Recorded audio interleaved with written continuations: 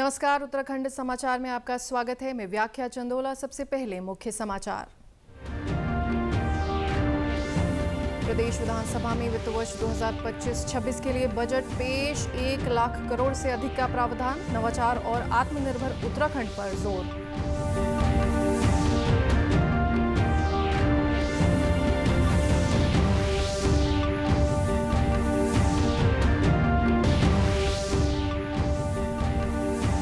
विश्वविद्यालय में 2 दिवसीय संस्थागत राष्ट्रीय शिखर सम्मेलन का आयोजन। सम्मेलन में देश के प्रतिष्ठित शिक्षण संस्थानों के प्रतिनिधि करेंगे प्रतिभाग।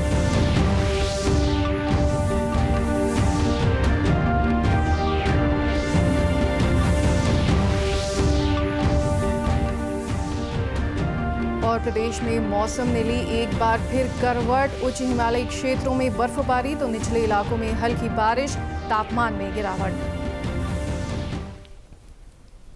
अब समाचार विस्तार से। प्रदेश विधानसभा में आज वित्त मंत्री प्रेमचंद अग्रवाल ने वित्तीय वर्ष 2025-26 के लिए 1,01,175 करोड़ का बजट पेश किया। बजट भाषण में वित्त मंत्री ने कहा कि सरकार ने स्वास्थ्य, शिक्षा, बुनियादी ढांचे और रूरल डेवलपमेंट पर जोर दिया है। सदन में वित्त मंत्री प्रेमचंद अग्रवाल ने पूर्व पीएम अटल बिहारी वाजपेयी के शब्दों को दोहराया। उन्होंने कहा कि बजट में नवाचार, आत्मनिर्भर उत्तराखंड, महान विरासत और ओजस्वी मानव संसाधन पर जोर दिया गया है। उन्होंने कहा कि राज्य सरलीकरण, समाधान व निस्तारीकरण के मार्ग पर अग्रसर है। वित्तीय वर्ष 2025-26 में कुल प्राप्तियां लगभग 1 लाख करोड़ हैं। बजट में अवस्थापना निर्माण के लिए पूंजीगत परिव्यय में 14,763 करोड़ का प्रावधान किया गया है। इसके अलावा ग्रामीण रोजगार के तहत मछली पालन के लिए 146 करोड़ की व्यवस्था की गई है।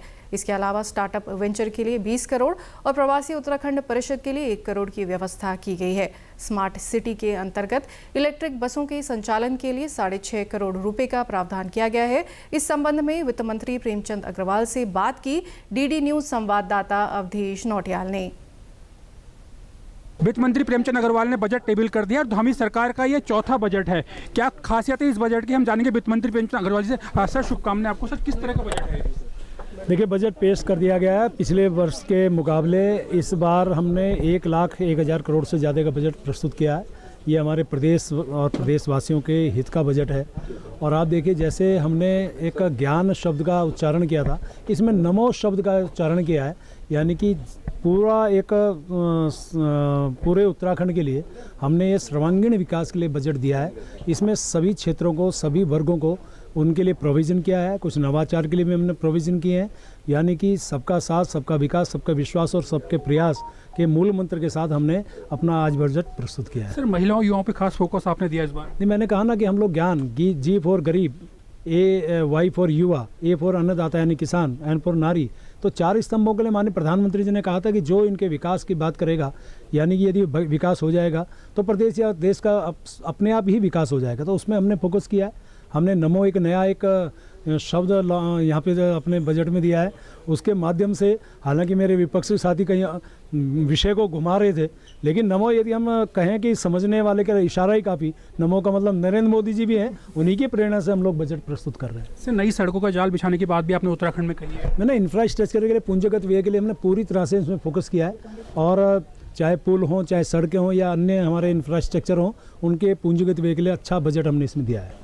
सर, बहुत बहुत शुक्रिया डी न्यूज़ बात करने के लिए। तो ये थे वित्त मंत्री प्रेमचंद अग्रवाल, जिनका साफ कहना है कि बजट जो है ज्ञान पर आधारित है और पूरा फोकस किया गया महिलाएं, युवाओं, आर्थिकी और पर्यटन पे।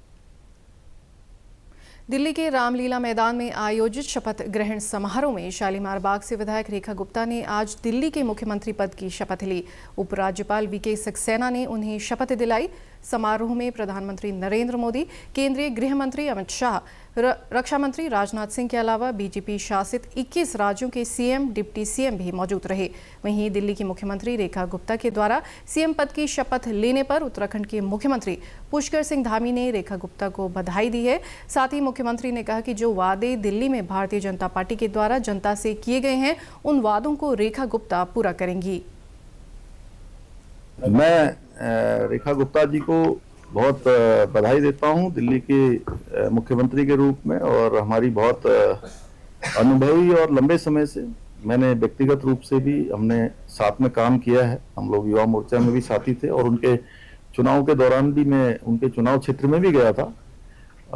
मैं उनको बहुत बधाई देता हूं, उनके पूरे मंत्रिमंडल को बधाई देता हूं, दिल्ली वासियों को भी बहुत शुभकामनाएं देता हूं कि नई सरकार मिली है और आदरणीय मोदी जी के नेतृत्व में जिस प्रकार से आज पूरे देश के अंदर डबल इंजन की सरकारें बहुत तेज गति से विकास को आगे बढ़ा रही हैं, तो आदरणीय मोदी जी के मार्गदर्शन में दिल्ली की सरकार भी रेखा गुप्ता जी के नेतृत्व में तेजी से काम करेगी और बहुत सारे जो संकल्प हमारी पार्टी ने दिल्ली के लोगों के समक्ष रखे थे, दिल्ली के लोगों ने भारतीय जनता पार्टी को आशीर्वाद दिया है, मोदी जी के नेतृत्व में वहां सरकार बनी है। मेरी बहुत शुभकामनाएं हैं देवभूमि उत्तराखंड की ओर से। विद्या भारती उच्च शिक्षा संस्थान के सौजन्य से संस्थागत नेतृत्व पर 2 दिवसीय राष्ट्रीय शिखर सम्मेलन का आयोजन दून विश्वविद्यालय देहरादून में होने जा रहा है। उच्च शिक्षा विभाग और उत्तराखंड विज्ञान एवं प्रौद्योगिकी परिषद यूकॉस्ट के संयुक्त तत्वावधान में 1 और 2 मार्च को दून विश्वविद्यालय में ये शिखर सम्मेलन आयोजित होगा। वहीं आज प्रेस क्लब देहरादून में इस संबंध में पत्रकार वार्ता आयोजित की गई थी। इस दौरान दून विश्वविद्यालय की कुलपति प्रोफेसर सुरेखा डंगवाल ने बताया कि इस सत्र का उद्घाटन मुख्यमंत्री पुष्कर सिंह धामी द्वारा किया जाएगा, जबकि राज्यपाल गुरमीत सिंह इसके समापन कार्यक्रम में प्रतिभाग करेंगे। 1-2 मार्च को दून विश्वविद्यालय में विद्या भारती के सौजन्य से और यूकॉस्ट और उच्च शिक्षा उत्तराखंड सरकार के संयुक्त तत्वावधान में जो ये national summit of institutional leaders संस्थागत नेतृत्व विकास के लिए एक शिखर सम्मेलन होने जा रहा है। इसका मुख्य उद्देश्य सारे जितने संस्था के प्रमुख लोग हैं उनका ये एक समागम है और इसमें विश्वविद्यालय राष्ट्रीय स्तर का समागम है। इसमें विश्वविद्यालय अनुदान आयोग के चेयरमैन से लेकर जितने रेगुलेटरी बॉडीज हैं, AICT है, NAC है और आइजर हैं, IITs, IIM, central universities, state universities और उत्तराखंड के कॉलेज प्रिंसिपल्स, ये सारे लोग इस समागम में हिस्सा लेंगे।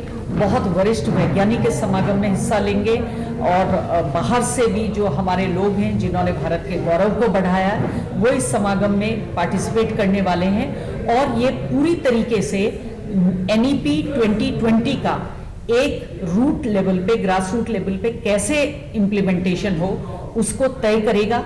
अपने सिलेबस को हम 21वीं शताब्दी के अनुसार कैसे चलाएं उसको तय करेगा। अपने युवाओं को रोजगार की दिशा में और उनके कौशल विकास के लिए कैसे प्रेरित करें, कैसे तैयार करें, ये समिट उसको भी तय करेगी। वहीं उत्तराखंड विज्ञान एवं प्रौद्योगिकी परिषद यानी यूकॉस्ट इस आयोजन के मुख्य भागीदार के साथ ही इस शिखर सम्मेलन के संस्थागत नेतृत्व के विकास के लिए महत्वपूर्ण कड़ी के रूप में कार्य कर रहा है। यूकॉस्ट के महानिदेशक प्रोफेसर दुर्गेश पंत ने बताया कि इस सम्मेलन में एक पूरा सत्र तकनीकी शोध पर आधारित है, जो कि भविष्य में AI, साइबर सुरक्षा, डेटा विज्ञान और मशीन लर्निंग पर आधारित होगा। दुनिया में इतने बदलाव हो रहे हैं साइंस, टेक्नोलॉजी, नवाचार में, तो विद्या भारती क्योंकि राष्ट्रीय स्तर के शिखर सम्मेलनों का आयोजन लगातार करती रही है और इसी क्रम में उत्तराखंड में इसका आयोजन हो रहा है और इतने किसी राष्ट्र का, समाज का, राज्य का साइंस, टेक्नोलॉजी, इनोवेशन के बिना आगे बढ़ना और आगे की नीति निर्धारण बहुत मुश्किल है। उसी के लिए ये पूरा का पूरा विद्वानों का समागम यहाँ पर हो रहा है, जो अलग अलग संस्थाएं हैं, जो अनुसंधान से जुड़े हैं, साइंस टेक्नोलॉजी से जुड़े हैं, वो जब बैठ के लीडर्स बात करेंगे तो एक नई धारा भी आएगी और नया सृजन भी होगा। वहीं शिक्षकों ने 2 दिवसीय इस सम्मेलन को काफी महत्वपूर्ण बताया है। हमारे जो देश के तमाम प्रख्यात शिक्षाविद आएंगे उस पर चर्चा होगी और ये आप देखेंगे कि राष्ट्रीय शिक्षा नीति में लीडरशिप एक बहुत अहम कंपोनेंट है और इस पूरे समिट में ये जो इंस्टीट्यूशनल लीडर्स के लिए जो समिट हो रहा है इसमें राष्ट्रीय शिक्षा नीति के जो विविध प्रावधान है, उसके आयाम हैं, उन आयामों पर चर्चा होगी, उसके बारे में विमर्श होगा और जैसा कि अभी आप सभी ने बताया कि उसके जो एस्पेक्ट्स हैं, जो चैलेंजेस हैं जो हम फेस कर रहे हैं, उस पर क्या होगा और उसमें पॉलिसी मेकिंग में कैसे हम उसको इनकॉर्पोरेट कर सकते हैं। अभी विद्या भारती उच्च शिक्षा संस्थान इस तरह का ये तीसरा कार्यक्रम करा रहा है और यह एक मंच प्रोवाइड करता है जहाँ पे उच्च शिक्षा के जितने रेगुलेटरी बॉडी के नियामक संस्थाओं के जितने भी लोग हैं, UGC chairman, AICT chairman, NTSC education और philosophical research, social sciences research, सबके जो चेयरमैन हैं वो यहाँ पे होंगे और वो बात करेंगे। जितने यहाँ पे इंस्टीट्यूशनल लीडर्स होंगे, यहाँ पे कॉलेज के प्रिंसिपल्स हों, वाइस चांसलर्स हों, तो एक तरह से संवाद होगा। वो अपनी बात बताएंगे, ये अपने क्वेश्चंस पूछेंगे और क्लियरिटी आएगी कि राष्ट्रीय शिक्षा नीति जो वर्तमान में हमारा एक लक्ष्य है उसका इम्प्लीमेंटेशन कैसे हो। इसी के साथ अभी तक के समाचार समाप्त हुए। दूरदर्शन समाचारों से जुड़े रहें। मिलते हैं फिर शाम 6:30 बजे के बुलेटिन में। नमस्कार।